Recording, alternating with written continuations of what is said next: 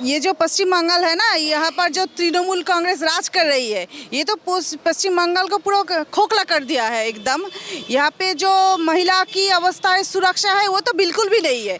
उल्टा ममता बंदोपाध्याय महिलाओं को एडवाइस देती है कि रात 8:30 के बाद घर से मत निकलो। है वहाँ के इस वेस्ट बंगाल पे तो कोई सरकारी नौकरी नहीं है।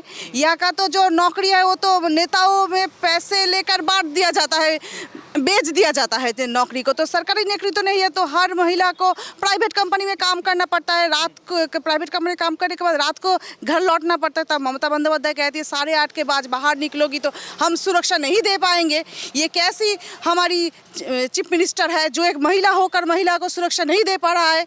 तो इनको तो पदत्याग करना चाहिए ना। और ये जो युवा समाज है, जो हमारा युवा है, हमारे ये भाई लोग हैं, इन लोगों को तो नौकरी चाहिए। ये लोग क्या करेंगे? इन लोगों को नौकरी चाहिए, ये इनके माँ बाप को खिला सके, शादी कर सके। तो नौकरी तो यहाँ पर नहीं है। यहाँ पर जो लोग, इन लोगों के लिए सब हर मोहल्ले में शराब का दुकान खोला जाता है और यहाँ पर पाउच पैक में 20 रुपया करके शराब बेचा जाता है। शराब मिल जाता है पर नौकरी नहीं मिलता युवा समाज को। ये ऐसी परिस्थिति है। यहाँ पर जो हमारा यहाँ पर रिवर है, महानंदा रिवर, उनका जो इसे होता है ना, जो बाली होता है, सैंड होता है, वो तो सब लोग ममता बंदोपाध्याय के तो तस्करी हो जाता है, सब बेच दिया जाता है। सरकारी जमीन वो अधिग्रहण कर लिया जाता है, वहाँ पर रिसोर्ट बनता है। ये तृणमूल कांग्रेस के नेताओं का रिसोर्ट बनता है। आप जाइए गजलडोबा में, वहाँ पर देखिए ये गौतम देव का जो मेयर है हमारे यहाँ का, उनका मछली का भेड़ी है। इनके पास इतना पैसा कहाँ से आया? बहुत मछलियों के, हर कोई काउंसिलर के मछलियों के भेड़ी है, रिसोर्ट है। यहाँ पर कैसे आता है ये सब पैसा? ये तो जनगण का पैसा है, जो जनगण से ये लोग लेता है काटमानी की ओर से। और यहाँ पर क्या है, ये प्राइवेट लिमिटेड कंपनी है। हर कोई आओ यहाँ पर, जो कोई एक ठेला लगा दो, हमको ममता बंदोपाध्याय को दे दो कटमनी है तो बैठ जाओ यहाँ पर। यही पैसा लेकर वो लोग रिसोर्ट बनाते हैं, मछली का भेड़ी बनाते हैं, जनगण को चूसते हैं। इनका खून चूस के ये पार्टी खड़ा है वेस्ट बंगाल में। अच्छा, हमने देखा कई सारी घटनाएं, जैसे चरक उत्सव में हिंसा हुई जो कि त्यौहार था, और यहाँ पे हम देखते हैं कि जो टीएमसी के मेयर हैं वो सन्यासी साधुओं को धमकी देते हैं, उनको प्रताड़ित करते हैं। तो कैसा माहौल है यहाँ हिंदुओं के खिलाफ?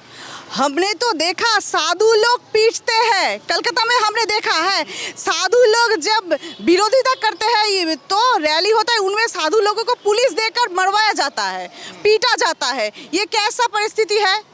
ये वेस्ट बंगाल या जो साधु संत को है पुलिस के द्वारा लाठीचार्ज किया जाए, तो हमारे साधारण पब्लिक का क्या होता है? यहाँ पर कुछ नहीं होता है।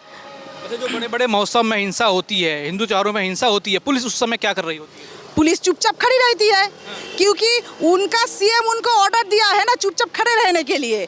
वो लोग जब हिंदुओं के ऊपर आक्रमण होता है इस पश्चिम बंगाल में, तब पुलिस चुपचाप खड़ी रहती है। यही तो कल्चर है पश्चिम बंगाल का। नमस्कार, मैं दौलत शर्मा और आप देख रहे हैं प्यारा हिंदुस्तान। सिलीगुड़ी विधानसभा सीट पर हम मौजूद हैं और यहाँ तमाम आम जनता से बात करेंगे आखिर किस तरीके से यहाँ पर जो बीजेपी के विधायक हैं उनका कार्यकाल रहा, साथ ही साथ जो 15 साल से टीएमसी की सरकार चल रही है उन्होंने क्या क्या काम यहाँ पर किए और किस तरीके से जनता का अब अगले चुनाव जो आने वाले हैं बंगाल में 2026 में, उसको लेकर जनता का क्या रुख है। लेकिन उससे पहले जब हम सिलीगुड़ी पहुँचे तो कई सारी चीज़ें हमने देखी, कई सारी चीज़ें यहाँ निकल के सामने आई कि कैसी दुर्व्यवस्था यहाँ की टीएमसी सरकार ने फैलाई है। चाहे यहाँ के मेयर हों, छोटे छोटे कार्यकर्ता हों, चाहे पंचायत सदस्य हो, सबने किस तरीके से दुर्व्यवस्था फैलाई, उसके कुछ काले चिट्ठे हमारे पास यहाँ पर मौजूद हैं। उनको खोलेंगे और जानेंगे और जनता से भी कहीं ना कहीं पूछेंगे क्या प्रमाणित है और क्या ये सब चीज़ें हैं। सबसे पहले यहाँ शुरुआत करें तो कई सारी नाकामी और भ्रष्टाचार की चीज़ें इस सिलीगुड़ी विधानसभा से सामने आई हैं। चाहे वो मेयर गौतम देव हों जिन्होंने साधु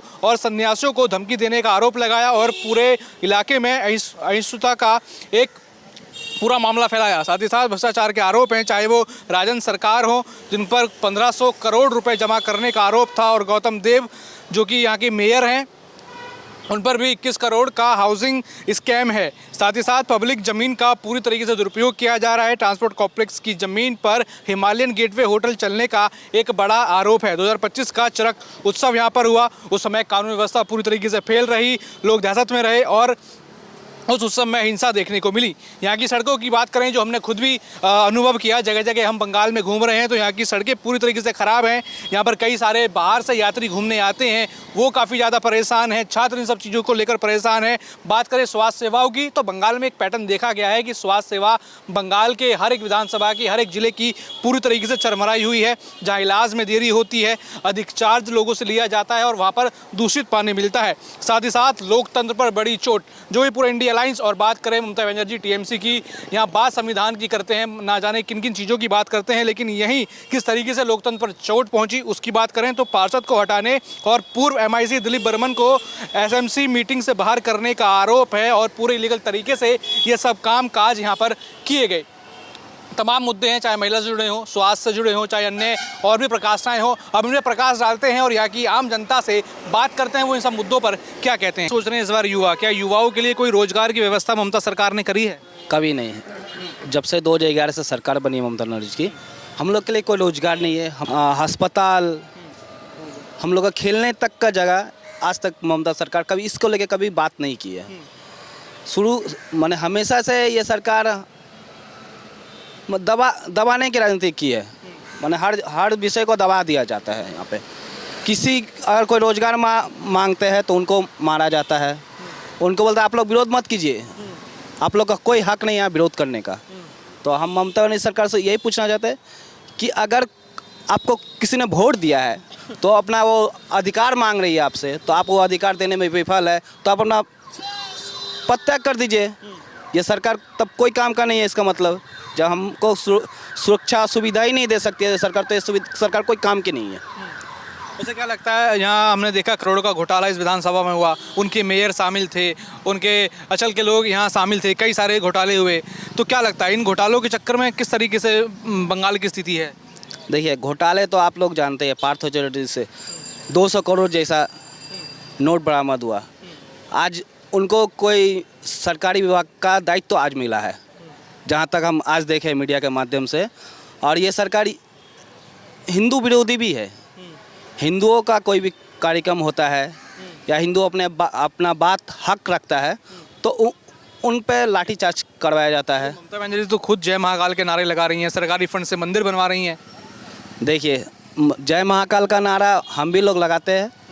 जय महाकाल मंदिर इतना दिन बाद क्यों याद आया, हम लोग का कहने का बात है। वोट सामने है तो महाकाल मंदिर याद आ गया।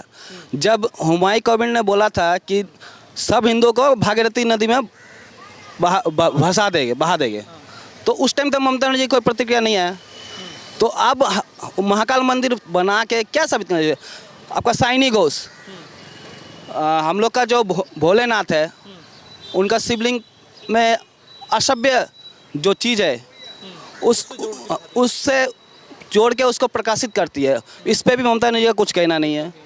फिरहाद हाकिम भी हम लोग को बोलते हैं जब हम संख्या गरिष्ठ हो गए तो हम लोग की सरकार हो गए। तो ये सब हम लोग को धमकाया जा रहा है सीधा तौर पर।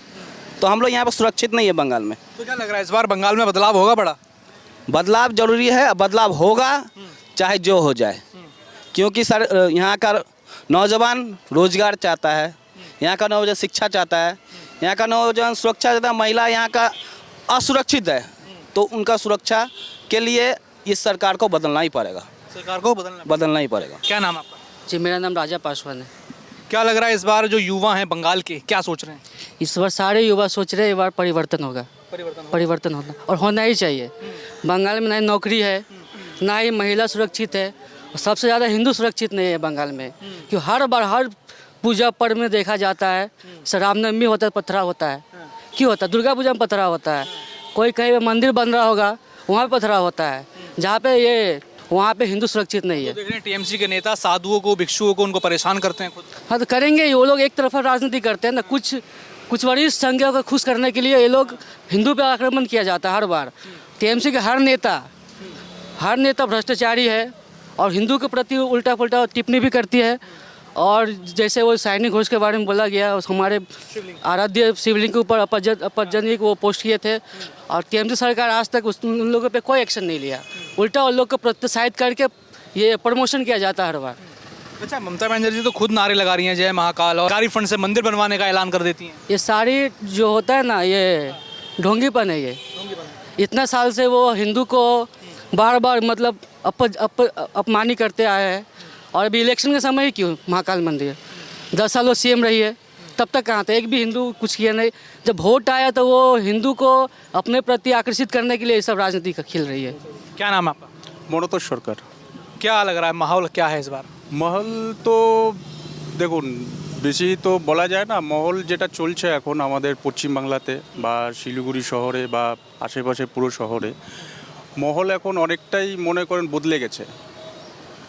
যেটা বদলে গেছে সেটা হলো আমাদের যুব সমাজরা পুরোপুরি জাগ্রত হয়ে গেছে।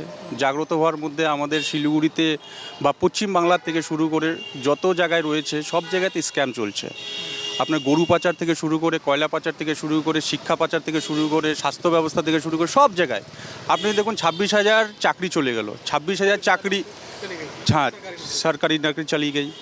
जो चला गया सिर्फ 26,000 नहीं गया, उसका अगर मिनिमम भी आप कैलकुलेशन करेंगे 4 से तो 1 लाख के ऊपर फैमिली का अभी रोजगार बंद है। क्योंकि एक व्यक्ति के पीछे उसका परिवार है। परिवार है, माँ हो गया, पिताजी हो गया, पकड़ लीजिए वो हो गया, जिसका चाकरी गया, बीवी तो होगा ही, बच्चे मैंने छोड़ दिया है।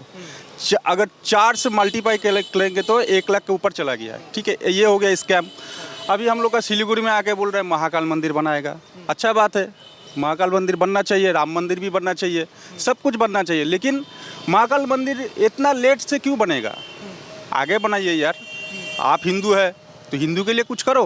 क्या किया आप सिलीगुड़ी मतलब पश्चिम बंगाल में इतना दिन में 15 साल राजनीति हो रहा है हम लोग का, ममता बनर्जी को क्या किया है? कुछ नहीं किया है। हर जगह में घोटाला करके रखा है। ठीक है, और अभी पकड़ लीजिए मैं 28 नंबर वार्ड का बासिंदा हूँ। आप 28 नंबर वार्ड में जाके देखिएगा परिस्थिति क्या है। सेंट्रल से पानी का फंड आया है, शायद 750 करोड़ के ऊपर भी आया है। ठीक है, कुछ का, हाँ पानी के लिए पानी के लिए कुछ नहीं हुआ है।